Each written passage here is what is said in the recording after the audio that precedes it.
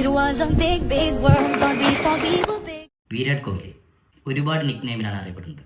Cheeku, run master, run mission, captain fearless. പക്ഷേ അന്നും ഇന്നും നമുക്ക് വിളിക്കാൻ ആഗ്രഹിക്കുന്നത് ഒറ്റ പേരാണ്, king Kohli.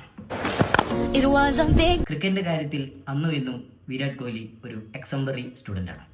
to the limits, we were learning quick. 1988 November 5 ഡൽഹിയിലാണ് ജനനം. ഒരു സച്ചിൻ ആരാധകനുടെയായ വിരാട് കോഹ്ലി എന്നും സച്ചിന്റെ ഫുഡ് സ്റ്റെപ്പുകളെ ഫോളോ ചെയ്തിരുന്നു. By 11, smoking her. ഒരിക്കൽ പോലും മൈതാനത്തോ പരിശീലന ക്യാമ്പിലോ കോഹ്ലി നേരം വൈകി എത്തി.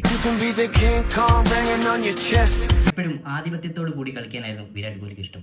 അതുകൊണ്ട് തന്നെ പരിശീലിപ്പിച്ചിരിക്കുന്ന കോച്ചിനോട് എനിക്ക് സീനിയർ താരങ്ങളൊപ്പം കളിക്കണമെന്ന് അദ്ദേഹം 9ാം വയസ്സിൽ താല്പര്യം പ്രകടിപ്പിച്ചു. Been drinking, burning liquor, never. ചെറുപ്പത്തിലെ ക്രിക്കറ്റിനോട് താല്പര്യം കാണിച്ച വിരാട് കോഹ്ലിയെ അച്ഛൻ പ്രേം കോഹ്ലി 1998 മെയ് 30 ആദ്യമായി ഡൽഹിയിലെ ക്രിക്കറ്റ് അക്കാദമിയിൽ ചേർത്തു.